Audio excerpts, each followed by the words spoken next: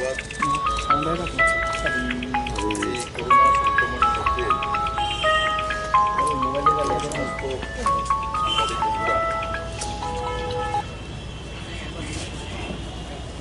তাদের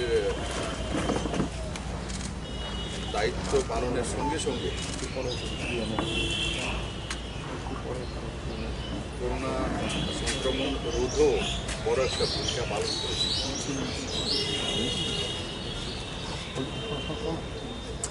আমি মাঝে মাঝে বলি যে সোশ্যাল ডিস্টেন্সিং আপনারা মেনটেন করুন, আশপাশে সব একটা হয়ে যায়।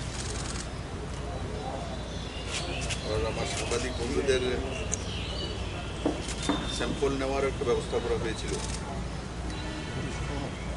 দুপুরবেলার অসীম কৃপা যে আমাদের সাংবাদিক বন্ধুদের মধ্যে কাউরেই সেই সংক্রমণ পরাজিত করতে পারে। আমি আশা করি আগামী দিনগুলিতেও আপনারা আপনাদের পরিবারকে নিয়ে সুস্থ থাকবেন, ভালো থাকবেন এবং যে দায়িত্বটা আপনারা নিয়েছেন সেই দায়িত্বটাও সুন্দরভাবে পালন করবেন। বন্ধুরা, নরেন্দ্র মোদী সরকারের 2019-এ বিপুল জয়ের পর 1 বছর পূর্তি হয়েছে গত 30 তারিখ।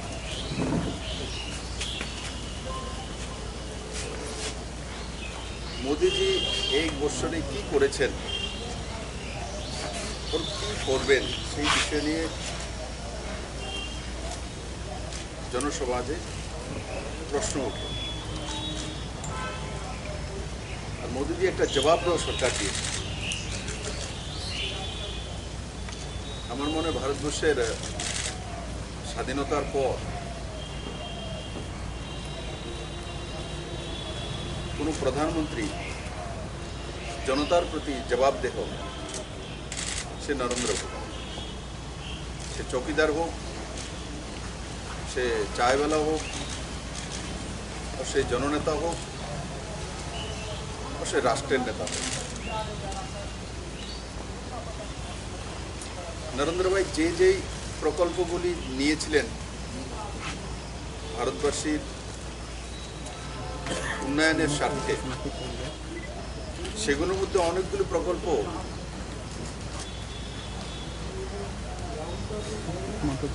সমাপ্ত হয়ে গেছে। যেমন আপনাদের সামনে একটা তুলে ধরব, স্বচ্ছ ভারত। 2014-তে নরেন্দ্র মোদী প্রধানমন্ত্রী হওয়ার পর ওনার অনেক প্রকল্প ছিল, তার মধ্যে একটা বড় প্রকল্প ছিল স্বচ্ছ ভারত। ও সেটা ছোট শিশু থেকে নিয়ে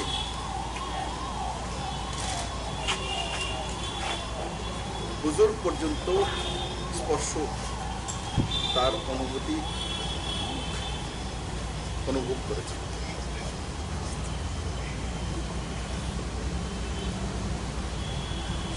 আজকে করোনা সংক্রমণ যখন সারা পৃথিবীকে আঁকড়ে ধরেছে, আমরা কি বলতে পারবো না যে নরেন্দ্র মোদী 2014-তে আসার পর স্বচ্ছ ভারতের যে অভিযান চালু করেছিলেন, সেটা কি একটা বড় দিক নয়? যে 130 কোটি ভারতবাসীর দেশ, সোশ্যাল ডিস্টেন্সিং, 2 গজ দূরে থাকা, মাস্ক পরা, এটা তো করোনার সময় এসছে। কিন্তু নরেন্দ্র মোদী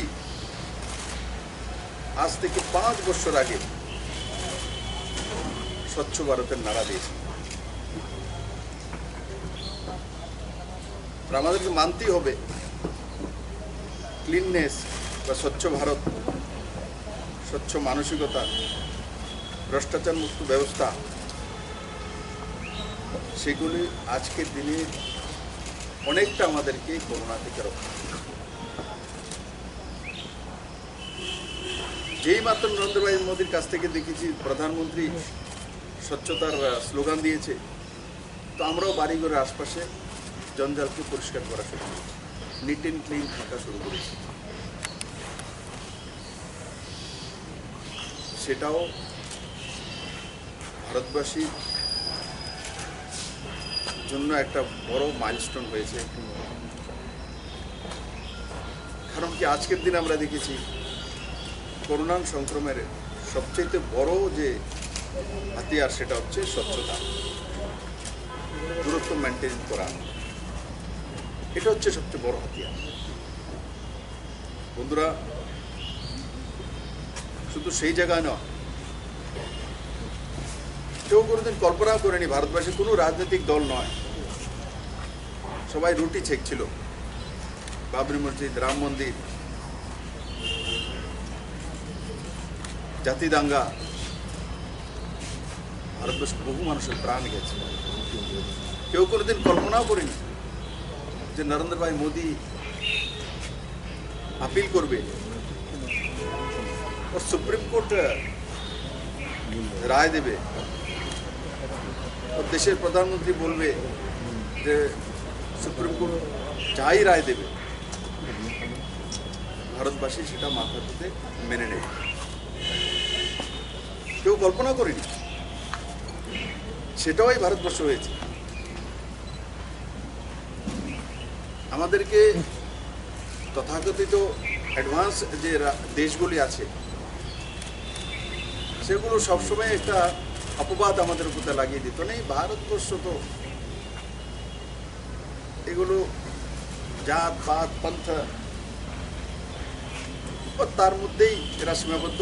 ডেভেলপমেন্ট এদের কাছে ইস্যু নয়, উন্নয়ন ওদের কাছে ইস্যু নয়। উন্নয়ন তো ইস্যু হয় ইউরোপিয়ান কান্ট্রিতে, আমেরিকান কান্ট্রি। সেটাও পাল্টিয়েছে নরেন্দ্র ভাই মোদী।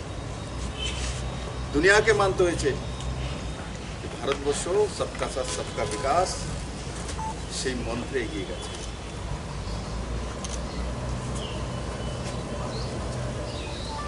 নরেন্দ্র ভাই মোদীর আপিলেই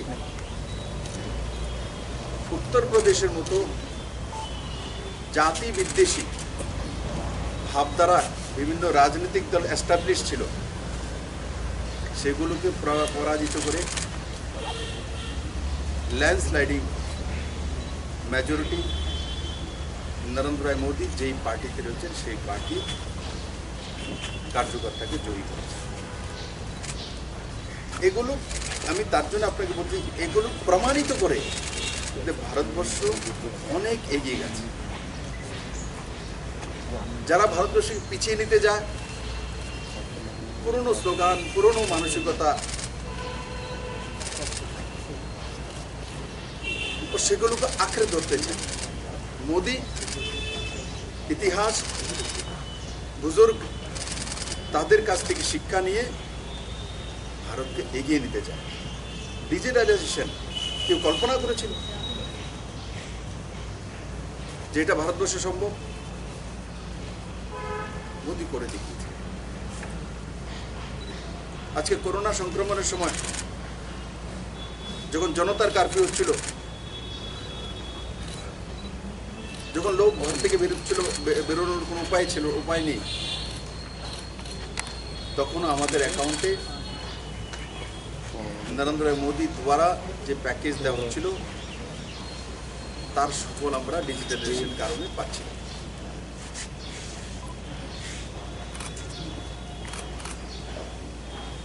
যারা শ্রমিক দরদি, শ্রমিক কান্না করেন, দীর্ঘ বছর এনারাই ভারতবর্ষের রাজনীতিতে প্রভাব বিস্তার করেছে, রাজসত্তাতে রয়েছে।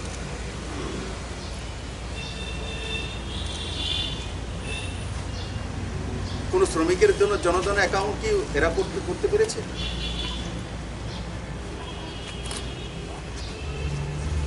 আমি আপনাদেরকে স্মরণ করে দিতে চাই, আমরা সবাই জানেন এই কথাগুলো, আমি নতুন বলছি না, সবাই জানেন, কিন্তু বারবার ভালো দিকটা উচ্চারণ করতে হবে।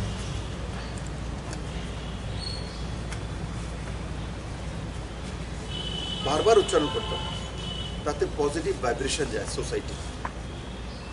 জিত তো পজিটিভ ভাইব্রেশন।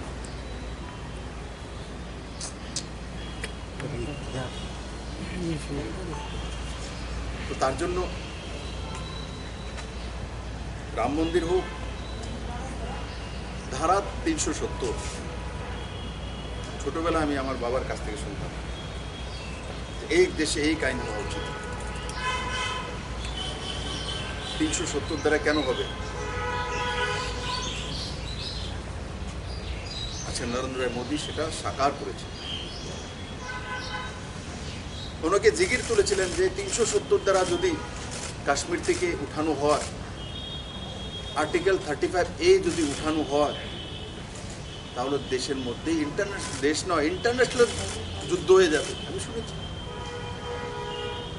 আমার এই রাজ্যে যারা বিরোধী পার্টিতে রয়েছে, আমি কাউকে আজকে সমালোচনা করার জন্য বসিনি,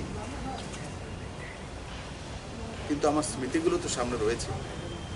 আমি তো দেখেছি যদি ওই জায়গায় যদি রাম মন্দির নির্মাণ হয়, তো ভারতবর্ষের ক্যান্ডেল জ্বালিয়ে থাকতে হবে, রোডে রোডে আন্দোলন দিকে চালিত হবে, মিডিয়া লিস্টগুলো তেল দেবে না। এমন তো হয় না। ধারা 370 দ্বারা কাশ্মীর থেকে যদি উঠিয়ে নেওয়া হয়, তো ইন্টারন্যাশনাল যুদ্ধ হয়ে যাবে। কার জন্য এই করলাম? কাদের জন্য পরিকল্পনা? কোন সোচ? রাষ্ট্রবিরোধী মানসিকতা। কোথায় আমার সাংবাদিক বন্ধুরা আপনার বলুন তো? 370 কাশ্মীর থেকে বিলুপ্তি হয়ে গেছে, আর্টিকেল 35 বিলুপ্তি হয়ে গেছে, 2 আলাদা আলাদা কেন্দ্রশাসিত রাজ্য হয়ে গেছে।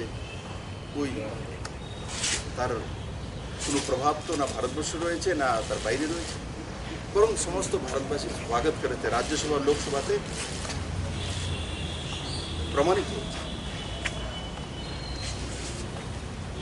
আয়ুষ্মান ভারত যোজনা, মায়াকান্না কাদা, গরিবদের জন্য স্বাস্থ্যের ব্যবস্থা করতে হবে। রুটি কাপড়া মকান, কার স্লোগান আমি বলবো না। আর তার সঙ্গে স্বাস্থ্য, হেলথ। নরেন্দ্র ভাই পুরো দুনিয়ার সবচেয়ে বড় হেলথ স্কিম ভারতবর্ষে লাগু করেছে। আমাদের কাছে গল্প ছিল, ইউরোপিয়ান দেশে যদি জন্ম হতো তাহলে সরকারই আমাদের স্বাস্থ্যের সুরক্ষার ব্যবস্থা করত, ইন্স্যুরেন্স হবে। গল্প শুনতাম। কেউ ভারতবর্ষ থেকে এনআরআই চলে গেছে ওখানে, তাহলে আমাদের তো চিন্তা করতে হয় না, গভর্নমেন্ট আমাদের জন্য হেলথ কেয়ার সিস্টেম বানিয়ে রেখেছে, ইন্স্যুরেন্স করে রেখেছে। আমি বিপ্লবদের কোনোদিন কল্পনাও করিনি যে ভারতবর্ষ সেটা হতে পারে, যে আমি জীবিত দেখে যাব যে ভারত সরকারও ইন্স্যুরেন্স তৈরি করে দেবে গরিবদের জন্য। 1 কোটি ভারতবাসী তার লাভবান হয়েছে, 1 কোটি পরিবার। ত্রিপুরা তো বড় মাত্রা রয়েছে। ত্রিপুরাতে 75% জনগণ আয়ুষ্মান ভারতের কার্ড রয়েছে। মানুষ বড় মাত্রা লাভান্বিত হয়েছে। 5 লাখ টাকার ইন্স্যুরেন্স।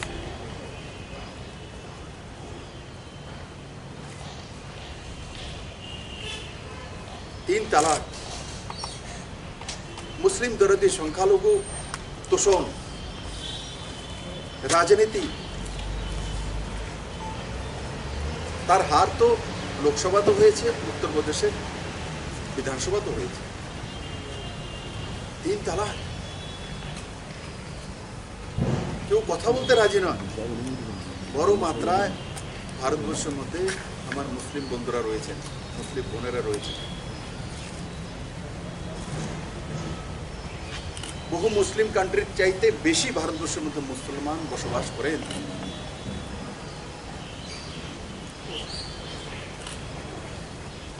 অথচ এই দেশের মধ্যে 3 তালাক নামে এক অভিশাপ বিরাজ করছে। কেউ হাত লাগে, হাত চলে যাবে, ভোট চলে যাবে।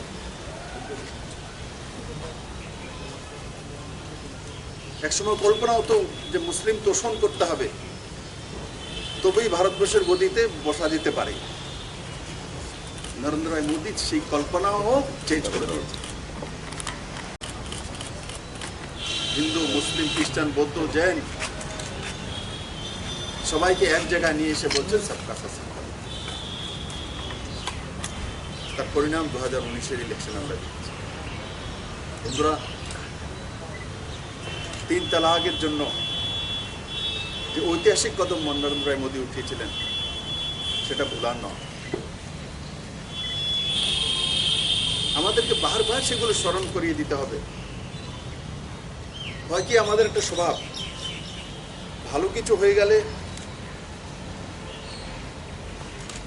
তো 1-2 দিন ভাল লাগে, সব কিছু ঠিক আছে হয়েছে, তারপর আমরা আলোচনা সমালোচনা ব্যস্ত হয়ে যাই। বন্ধুরা, আজকে আমি আপনাদেরকে একটা বলবো, আপনার সাংবাদিক জগতে থাকুন, আমি রাজনৈতিক জগতে থাকি, কেউ হয়তোবা কোনো সোশ্যাল কাজে থাকবেন বা নিজের কোনো কমার্শিয়াল কাজকর্মের মধ্যে থাকবেন। সব জায়গায় একটা জিনিস সত্য, সেটা হচ্ছে পজিটিভ ভাইব্রেশনই আপনাকে সাকসেস করে। পজিটিভিটি যে কোনো জায়গায়, যে কোনো ক্ষেত্রে। আমি দেখেছি অনেক রাজনীতিবিদ আছে, রাষ্ট্রীয় স্তরও আছে, প্রদেশ স্তরও আছে, গ্রামীণ স্তরও আছে, শুধু সমালোচনা করবে, এই উনি যে কাজটা করেছেন এটা ঠিক করেন, এটা যদি 6 ফুটের রাস্তা, এটা যে 12 ফিটের হতো তাহলে ফায়ার ব্রিগেডের গাড়িটা যেতে পারতো। যে আগুন লাগে তখন কি? কিন্তু একবারও ভাবি না যে আগে ক্ষেতের লাইলি দিয়ে হাঁটতে হতো, এখন 8 ফুটের রাস্তা হয়েছে। সেটা যদি ভাবি তো সন্তুষ্টি।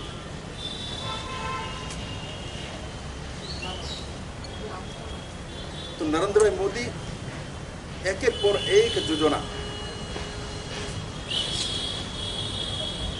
प्रधानमंत्री किसान सम्मान निधि, করোনার সময় আমি টের পেয়েছি। আজকে আমি যাব, আমি যখন গ্রামে গিয়ে জিজ্ঞাসা করে পঞ্চায়েতে কিষাণ সম্মান নিধির টাকা পেয়েছেন, হ্যাঁ স্যার পেয়েছি, এপ্রিলে 2000 টাকা এক্সট্রা এসেছে। কারোর কাছে যাওয়া নয়, কোনো নেতার বাড়িতে যাওয়া নয়, ধর্না নয়, পেপারে উঠাতে হয়নি, ওর 2000 টাকা তার অ্যাকাউন্টে চলে এসে। আমি একটা পার্টি করি, আমি কার্যকর্তাদের বলি, তোমরা জানো কি কার কার অ্যাকাউন্টে গিয়েছে? তাদের কি বলো? তো বলে স্যার 3 মাস যাবত অ্যাকাউন্ট আপডেট হচ্ছে না, কারণ ব্যাংকিং সেক্টরে সম্পূর্ণরূপে স্টাফরা আসছে না, তার জন্য ওরা আপডেটটা বন্ধ করেছে।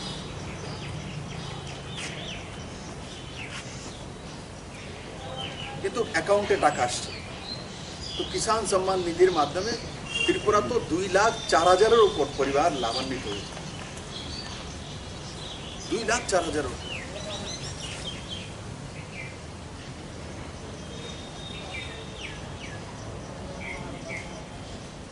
চোদ্দ বছরের নিচে যদি কোনো শিশুকে বলাৎকার বা এই ধরনের কারণে হত্যা করা হয় বা বলাৎকার করা হয়, তার জন্য মৃত্যুদণ্ড। তারও বিরোধিতা করেছিলেন তথাকথিত বুদ্ধিজীবী পার্টির লোকেরা, ও भी মহিলা হয়ে।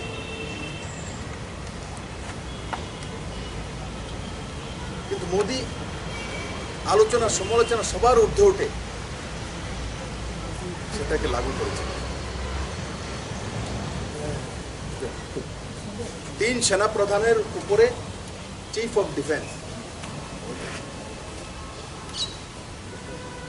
আগে কোনো কিছু বুঝলে 3 জনকে ডাকতে হবে, প্রধানমন্ত্রীকে বুঝতে হবে। এখন এই 3 জনকে ডেকে কাজ করার দায়িত্ব একজনকে দেওয়া হয়েছে। কেন? কম সময়ে যাতে সিদ্ধান্ত নেওয়া যেতে পারে, কম সময়ে। আর কম সময়ে কিভাবে সিদ্ধান্ত নিতে হয় তার সবচেয়ে বড় প্রমাণ সার্জিক্যাল স্ট্রাইক।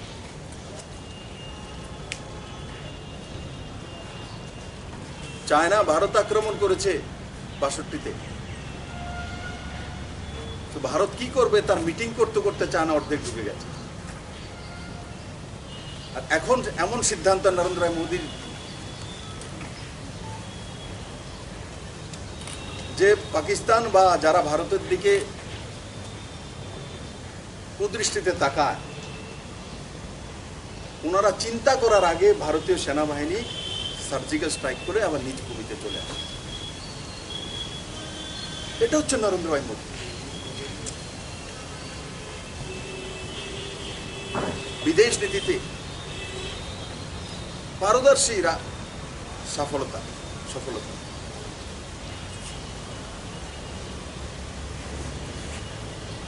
একসময় মানা হতো ভারতবর্ষ রাশিয়ার বন্ধু, এটাই আমাদের সঙ্গে বুঝি। আজকে যেমন একদিকে রাশিয়া রয়েছে, একদিকে আমেরিকাও রয়েছে, ইসরায়েলও রয়েছে, সৌদি আরবও রয়েছে। এটা হচ্ছে নরেন্দ্র মোদী বিদেশ নীতিতে সাকসেসফুল। যাদেরকে বলা হতো সাকসেসফুল প্রধানমন্ত্রী, আমি কাউর আলোচনা সমালোচনা করবো না, কিন্তু সাচকে বলবো, কোনোদিন ভারতবর্ষের সঙ্গে একসঙ্গে সৌদি আরব দাঁড়িয়ে থাকবে, একসঙ্গে আমেরিকা দাঁড়িয়ে থাকবে, একসঙ্গে রাশিয়া দাঁড়িয়ে থাকবে, এটা যদি কেউ করতে পেরেছে নরেন্দ্র মোদী করতে পেরেছে। বন্ধুরা, আজকে করোনা সংক্রমণের মধ্যেও নরেন্দ্র ভাই মোদী ইতিহাস তৈরি করেছে। আমার ত্রিপুরাতেও সংক্রমণ হচ্ছে, বাইরে থেকে যারা আসছে বড় মাত্রায়। কালকে রেকর্ড 36 পজিটিভ কেস। হ্যাঁ,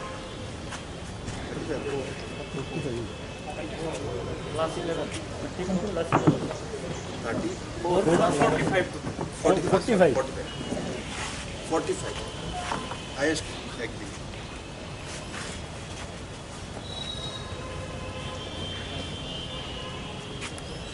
নরেন্দ্র ভাই মোদী বারবার বলছেন সোশ্যাল ডিস্টেন্সিং মেনটেন করা,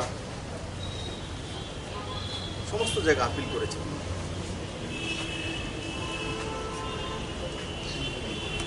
কিন্তু সেটা সঠিকভাবে সব রাজ্যে পৌঁছে গেছে কি? যদি চেন্নাই থেকে 300 জনের টেস্ট করা হয়, তার মধ্যে যদি 45 পজিটিভ আসে, পার্সেন্টেজ কত দাঁড়াবে?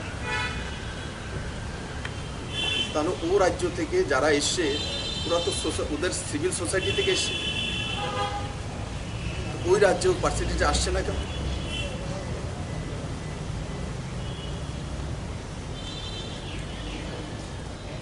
আমি আপনাদের বলবো এগুলো তুলে ধরার জন্য, কারণ কোনো না কোনো রাজ্য যদি তার মধ্যে গ্যাপিং রাখে তো অন্য রাজ্য প্রভাবিত হবে। হচ্ছে না আমার রাজ্য, যেখানে শূন্যতে চলে গেছে সেই জায়গাতে এখন 300 কত হচ্ছে, 316। দেখো,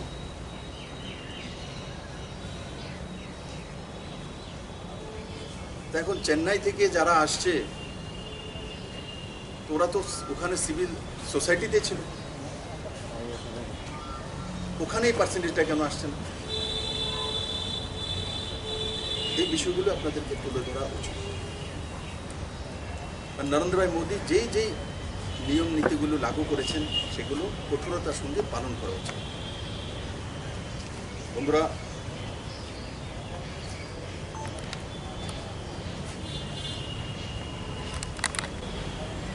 চিটফান্ড জালিয়াতি বন্ধ করার জন্য আইন, এখানেও অনেক আন্দোলন হয়েছে, সিবিআইকে দেওয়া হয়েছে, কিন্তু নরেন্দ্র ভাই মোদী তার জন্য আইন করেই ব্যবস্থা করে দিয়েছে।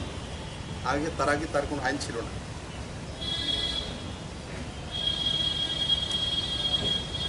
তো এই ধরনের বহু প্রকল্প নরেন্দ্র ভাই মোদী করেছেন। গরিবদের জন্য যে মনরেগার যোজনা, তার মধ্যে বাজেট বরাদ্দ বাড়ানো, রেলওয়ে ট্র্যাক স্বাধীনতার পর হাইয়েস্ট রেলওয়ে ট্র্যাক তৈরি করা, ইলেকট্রিফিকেশন হাইয়েস্ট তৈরি করা, নর্থ ইস্টকে রেলওয়ের সঙ্গে যুক্ত করা, ত্রিপুরার মতো রাজ্যেতে ডাইরেক্ট ফ্লাইট দেওয়া দিল্লি থেকে, ত্রিপুরার জন্য নদী বন্দর খোলার ব্যবস্থা করা, চিটাগাং বন্দরগাহ খোলার ব্যবস্থা এসওপি তৈরি করা, এগুলো ঐতিহাসিক পদক্ষেপ। কুল মিলিয়ে নরেন্দ্র ভাই মোদীর যে 1 বছরের কার্যকাল, সেই কার্যকালের পুরো বিষয়বস্তু যদি আমি উঠাতে যাই অনেক সময় লাগবে। আমি শুধু আজকের দিনে আপনাদের কাছে তার জন্যই বসেছি যে আপনারা যখনই কোনো নিউজ তৈরি করেন তো কিছুদিন পর পর মোদির এই ভালো দিকগুলো তুলে ধরা। স্বচ্ছ ভারতের সঙ্গে আজকে করোনার যে সংক্রমণ তার জিতার একটা মন্ত্র নরেন্দ্র ভাই মোদী 2014-তে প্রধানমন্ত্রী হওয়ার পর শুরু করে দিয়েছে। তার জন্য বোঝা যায় আমাদের দেশের বাগডোর যার হাতে আছে উনি দূরদর্শী প্রধানমন্ত্রী। এবার যখন প্রধানমন্ত্রী হয়েছেন ওনার সবচেয়ে বড় যোজনা কি? আমি আশা করি আমি যদি সাংবাদিক হই, আমি যদি জিজ্ঞাসা করলাম যে বলুন তো প্রধানমন্ত্রী 1 বছর তো হয়ে গেছে, ওনার প্রধানমন্ত্রী দ্বিতীয়বার হওয়ার পর ওনার সবচেয়ে যে বড় পদক্ষেপটা যেটা উনি টার্গেট করেছেন সেটা কি? 2014 তো স্বচ্ছ ভারত অভিযান নাম্বার 1, 2019-এ কোনটা বলুন তো দিই আমার বন্ধুরা, मैं पूछ रहा हूँ बताइए, বলুন না ব্রাহ্মণমশা, আপনাদের কোশ্চেন করেন আজকাল করেন না, আজকে আমি করলাম, বলুন তো দেখি আপনার মন কি বাত নেই দাদা, वो অনেক আগে শুরু হয়ে গেল।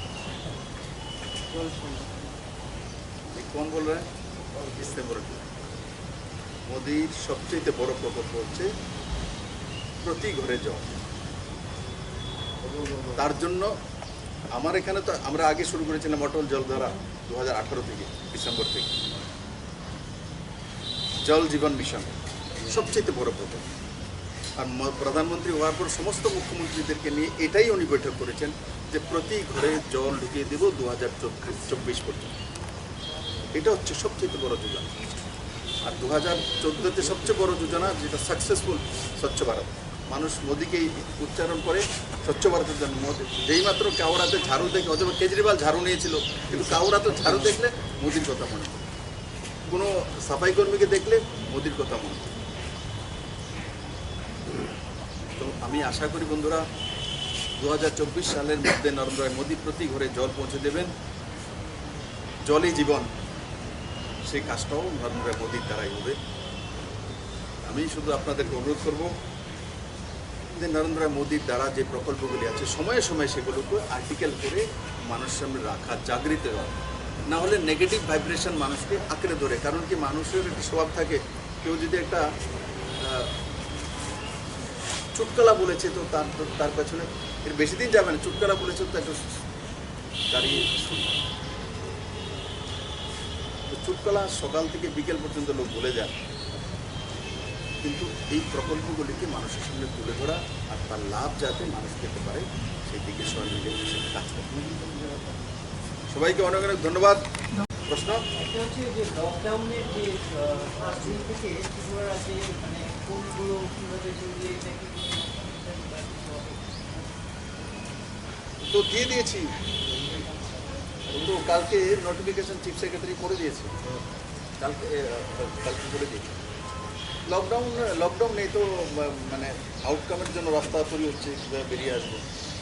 তো তাতে বাকি সবগুলো ঠিক আছে। কেন্দ্র সরকার যেই নিয়ম নীতি লাগিয়েছে যে 9টা পর্যন্ত দোকান খোলা থাকতে পারে, 9টা থেকে 5টা পর্যন্ত কারফিউ থাকবে।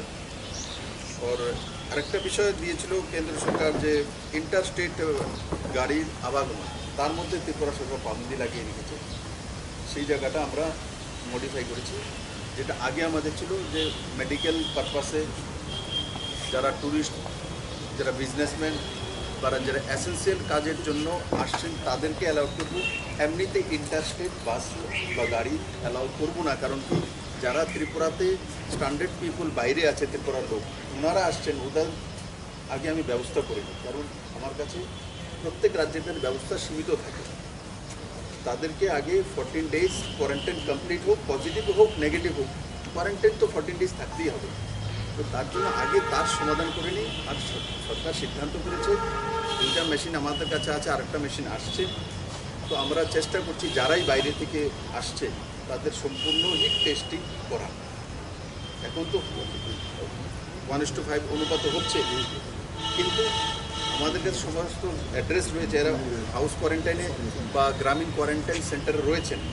আমরা চেষ্টা করছি যে সবাইকেই টেস্টিং করার জন্য, সেটা সমাজ এবং সোসাইটির জন্য পজিটিভ দিক হবে, তার জন্য রাজ্য সরকার করছে। যেমন চেন্নাই থেকে ট্রেন এসছে, 3 দিন আগে যে ট্রেন এসছে তার রেজাল্ট কালকে এসছে, কালকে রাত্রে যে ট্রেন এসছে তার রেজাল্ট হয়তো 2 দিন লাগবে, কারণ একসঙ্গে এতগুলো টেস্ট করা সম্ভব নয়। মেশিন আমরা চেয়ে রেখেছি, তো সে আস্তে একটা অ্যাপ্রুভাল হয়েছে, তো আসার পর আমরা তার মাত্রা আরও বাড়িয়ে দেব। কিন্তু আমরা সবাই যারা যারা বাইরে থেকে এসছে তাদের সবার স্যাম্পল নেওয়ার চেষ্টা করছি। সিগনেচার করেছি, যে পাঠিয়ে দিয়েছে হোম মিনিস্ট্রির কাছে। ওনারা বিএসএফে দেখুন, এটা আমাদের হোম মিনিস্ট্রির আন্ডারে আছে, সেন্ট্রাল হোম মিনিস্ট্রির আন্ডারে। ওনারা ওনাদের ওইখানকার কমান্ডেন্টকে ট্রান্সফার করেছেন, সেটা আমি দেখেছি। ট্রান্সফার করেছেন ওখান থেকে, অন্য কাউকে এনেছেন। বাকি ওদের কমিউনিটিতে এসে যেই অবজারভেশনটা দিয়েছে আমি পাঠিয়ে দিয়েছি। অবজারভেশনে যেটা আমি দেখেছি, অবজারভেশন সেটাই এসছে যে সোশ্যাল ডিস্টেন্সিং বা কোয়ারেন্টাইন সিস্টেমটা মানে, কারণ কি তাদের ট্রাভেল হিস্ট্রি ছিল। যেমন আমরা সিভিল সোসাইটিতে বলে দিয়েছি আপনাদের মাধ্যমে, এই মানুষের কাছে পৌঁছে যে যারাই ত্রিপুরার বাইরে গেছেন এরা সবাই কোয়ারেন্টাইনে চলে যান বা বলে দিন। তো অনেক লোক সদিচ্ছায় চলে এসছে, স্যার আমি গুয়াহাটি গিয়েছিলাম, আমি কলকাতায় গিয়েছিলাম, তো আমরা স্যাম্পল নিয়ে নিয়েছি। স্যাম্পল নিয়ে পজিটিভ কেস হয়নি, তো ওদেরকে বাড়িতে পাঠিয়ে দিয়েছি। তো সেটা যদি ওখানে ট্রাভেল হিস্ট্রি ছিল, বাইরে থেকে এসছে, আর বিএসএফ সেটা স্বাভাবিক, বিভিন্ন জায়গা থেকে আসতেই পারে। ফেব্রুয়ারিতে এসছে, মার্চে এসছে, তো ফেব্রুয়ারি মার্চে যারা ট্রান্সফারে এদিক ওদিকে আসছেন, তো তাদের কোয়ারেন্টাইন করা উচিত ছিল। যাদের ট্রাভেল হিস্ট্রি ছিল তাদের কমসে কম যদি 1:5 নয় 10:1 অনুপাতেও স্যাম্পল নিতেন, হয়তো বা মার্চে সেটা ধরা পড়ে যেত। তাহলে এই যে পুরো 138 ব্যাটালিয়ন আর 86 ব্যাটালিয়ন পুরো ফ্যামিলিকে সঙ্গে করোনা সংক্রমিত হয়ে গেছে, সেটা নিশ্চিত না হবে, ততটা আমি বুঝি। আর আমরা রিপোর্ট পাঠিয়ে দিয়েছি কেন্দ্র সরকার, যেমনটা কিন্তু ওইখানে যে 36 ব্যাটালিয়নের যে কমান্ডেন্ট ছিলেন তাকে ট্রান্সফার করেছে। একটা 138 আর কত 86, আমাদের 136। রাজ্যের ক্ষেত্রে কি করোনা ভাইরাসটা আপনার কমিউনিটি ট্রান্সমিশনের দিকে যাচ্ছে এরকম বলে মনে হয়, যেহেতু আপনি স্বাস্থ্য দপ্তরের দায়িত্বে আছেন? আমি সব দপ্তরের দায়িত্ব আছি। আপনারা মাঝে মাঝে এমন বিকট প্রশ্ন করেন, মুখ্যমন্ত্রী সব দপ্তরের দায়িত্ব থাকে, তো তার জন্য কোনো মন্ত্রীর উপরে আরোপ প্রত্যারোপ করা উচিত নয়, সেটা আমারকেই করা উচিত, কারণ সব দায়িত্ব আমার কাছে আছে। ওনারা আমার সহভাগী, ভালোটা হলে বিপ্লব দেবে, খারাপটা হলে রতনলাল নাথের এটা হওয়া উচিত, সবটাই আমার। আর যে সোসাইটিতে যাওয়া, সেটা এখনও তার প্রকোপ নেই, কারণ কি আমি আজকেও যাব, আপনারা সাক্ষী, সিপাহীজলাতে আমি প্রত্যেক ব্লকগুলিতে, এক এক ব্লকে এক এক গ্রামে পঞ্চায়েত সেক্রেটারি প্রধানের সঙ্গে কথা বলার চেষ্টা করেছি। আমাদের আগরতলার যারা আমরা বসবাস করি তাদের চাইতে অনেক বেশি জাগরুক গ্রামের মধ্যে। আমি দেখেছি যে ছেলে এসছে, তো ছেলের জন্য মাঝখানে জমি ওখানে টিনের ঘর টেম্পোরারি তৈরি করে ছেলেকে ওখানে রেখে দিয়েছে, খাওয়া দূর থেকে নিয়ে দিয়ে আসে, একটা ড্রামে জল দিয়ে রেখে দিয়েছে। তো এই উদাহরণগুলি ত্রিপুরা মানুষ প্রস্তুত করেছে, আর এই উদাহরণগুলিই কমিউনিটিতে যাওয়ার জন্য সবচেয়ে বড় যে পদক্ষেপ করোনাকে আটকানোর, সেটা আমি উদাহরণ দেখেছি। মাইক্রোসা পাড়াতে সুদূর এডিসি ভিলেজ, সেখানে আমি গিয়েছি, তো অটো যাচ্ছে, তো আমি ফলো করি অটোর মধ্যে, যে এমন তো নয় যে আগরতলার মধ্যে 2 জন বসে, সেখানে 4 জন, অটোর মধ্যে দিকে 2 জনে বসে, 2 জন বসে, এও মাস্ক লাগে। হয়তো বা আগরতলাতে আমি অনেক সময় দেখি যে কেউ পড়েনি, এমন ধরনের পাওয়া যায়, কিন্তু গ্রামে আমি দেখি। আজকে আমি তেলিয়ামুড়া হয়ে বেরোবো, অম্পি করবো, কমরপুর হয়ে দেখবো ওই দিকটা কেমন আছে। তো আমি আশা করি ত্রিপুরেশ্বর মায়ের আশীর্বাদে ত্রিপুরাতে কমিউনিটিতে ট্রান্সফার হওয়া আজকের দিনে সম্ভব নয়, কারণ কি গ্রামের মানুষ জাগরুক হয়ে গেছে, গ্রামীণ যে কমিটিগুলো হয়েছে সেগুলো জাগরুক আছে, আর তার কারণে সেটা হওয়া সম্ভব নয়। কারণ আমি কালকেও লক্ষ্য করেছি, চেন্নাই থেকে যারা এসছে এদের মধ্যে যখন বড় মাত্রায় এই ধনপুর কাঠালিয়া ব্লক যখন এসছে, তো আমি ওখানকার যারা অধিকার আছে তাদেরকে ফোন করিয়েছিলাম। তো বাড়ির যে গার্জিয়ান ওনারা বাড়িতে রাখতে প্রস্তুত না, বলছে যে স্কুলের যে কোয়ারেন্টাইন সেন্টার ওখানে নিয়ে যান। এই যে আমি যেটা বলেছি মায়া মমতা ত্যাগ করে করোনার সঙ্গে কম্প্রোমাইজ না করা, সেটা ত্রিপুরাবাসী শিখে গেছে। আমি আশা করি, আমি একদম জ্যোতিষ নয়, আমি তো বলতে পারবো না, কিন্তু আমি আশা করি ত্রিপুরাতে সোসাইটিতে সংক্রমণ হবে না, কারণ আমাদের মধ্যে স্বাধীনতা রয়েছে। ঠিক আছে, একটা জিনিস আছে যে মিজোরামের চিফ মিনিস্টার বলেছে ত্রিপুরা গভর্নমেন্টের তো how can you say like দেখুন উনি কীভাবে বলতে পারেন, উনি কী কী করেন সেটা তো আমি বলতে পারবো না। আমি গার্জিয়ানও না, আমি এখানে আপনারা আমাকে দায়িত্ব দিয়েছেন, এখানে কাজ করার আমি সুযোগ পেয়েছি। আমি এতটাই বুঝি আমার রাজ্যে কি করা উচিত সেটা আমার জনতা তয় করেছে, আর আমি আমার রাজ্যের জনতা যা তয় করেছে সেটাই করবো, তার বাইরে কোনো কিছু করবো না। তার বাইরে কিছু করতে গেলে সেটা কেন্দ্র সরকারের দায়িত্ব। ফেডারেল সিস্টেমে আমি জানি অন্য রাজ্যের সঙ্গে, এক রাজ্য অন্য রাজ্যের সঙ্গে কী করবে না করবে সেটা কেন্দ্র সরকারের মাধ্যমে হওয়া উচিত, এবং সেটাই স্বাভাবিক। আমি হতে পারি বয়সে ছোট বা প্রথমবারের মুখ্যমন্ত্রী, কিন্তু আমি যার সঙ্গে কাজ করি মাননীয় প্রধানমন্ত্রী, মাননীয় গৃহমন্ত্রীজি, ওনাদের মার্গদর্শনে কাজ করার চেষ্টা করি।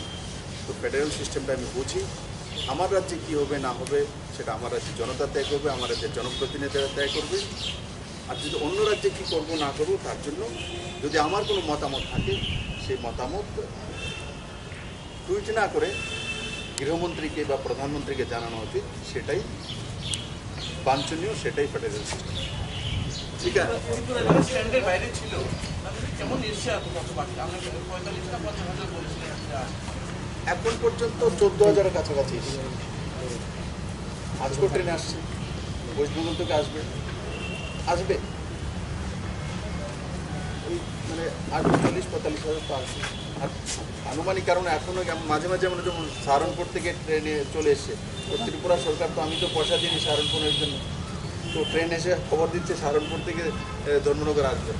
মণিপুরে থেকে মণিপুর সরকার কিছু টাকা দিয়েছে, কিছু লোক চলে এসে মণিপুর সরকার টাকা দিয়েছিল। যেমন কালকে আমি 1.5 লাখ টাকা মণিপুর সরকারকে আবার সিএম রিলিফ ফান্ড থেকে পাঠিয়ে, কারণ আমার লোকের সে তো টাকাটা আমি দিতে হবে, কারণ আমরা একটা চুক্তিবদ্ধ করেছি নর্থ ইস্টের যে কোনো মুখ্যমন্ত্রী ট্রেন দিয়ে একসঙ্গে নিয়ে আসুক, আমরা শেয়ার করে নেব। তো তার জন্য একদম সঠিক ফিগার আমি দিতে পারবো। হ্যাঁ, রেজিস্ট্রেশন তো আছে 40,000-এর কাছাকাছি, তার উপর আছে, কিন্তু রেজিস্ট্রেশনে কিছু কিছু ডাবলিং হয়ে যায়, কারণ একই ব্যক্তি 2-3 বারও রেজিস্ট্রেশন করে দিয়েছে। আমি পুরো রেজিস্ট্রেশনে সঠিক হবে এমন, কারণ কেউ যদি ফোন করে হয়তো বা একজনকে 2টা মোবাইল নাম্বার, 2 মোবাইল নাম্বার দিয়ে 2বার ফোন করে রেজিস্ট্রেশন করিয়ে যায়। আরেকটা জিনিস হচ্ছে যে প্রতিদিন যে হারে করোনা বাড়তেছে, এই জায়গাতে আমাদের ডাক্তার নার্স এবং ব্যাড সংখ্যা কি সাফিসিয়েন্ট আছে? হ্যাঁ, 465 তো আগরতলাতেই আছে, ভগৎ সিং আর জিবি হসপিটালে 465 আছে। আর এই যে রাফিনিয়াতে আমাদের যে ইন্ডাস্ট্রিয়াল যে এক্সিবিশন সেন্টারটা রয়েছে, সেখানেও আমরা কোভিড-19 সেন্টার করেছি। সেখানেও চাইলে আমরা 1000 বেড করতে পারি, কিন্তু 150 বেডের ব্যবস্থা এখানেও করা হচ্ছে। আর 316 হলেও 316 তার অ্যাক্টিভ কেস নয়, তার মধ্যে 100 কত বেশি। আগে তো 85% ছিল, সেটা হঠাৎ করে চেন্নাই থেকে আসার কারণে এটা বেড়েছে, কিন্তু তবু সুস্থতার হার।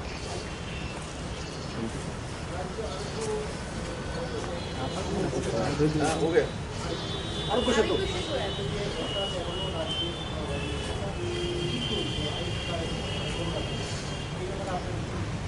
আরোগ্য সেতু অ্যাপ লোকপ্রিয় তো করার জন্য আপনারা বসে আছেন, না করলে আমি কি বলবো? আমি তো বারবার বলি আরোগ্য সেতু অ্যাপ করার জন্য আমি একটা অ্যাডও দিয়েছি। আমি মাঝে মাঝে টিভি চ্যানেলে দেখে দেখায় যে আমি আমি আমি বলছি যে আমিও করে নিয়েছি, আপনারা করুন, কেন করছেন না? এটা প্রচারটা কম হচ্ছে, অনেক মানুষের বুঝতে পারছে না কি আমি আমার সব বলছি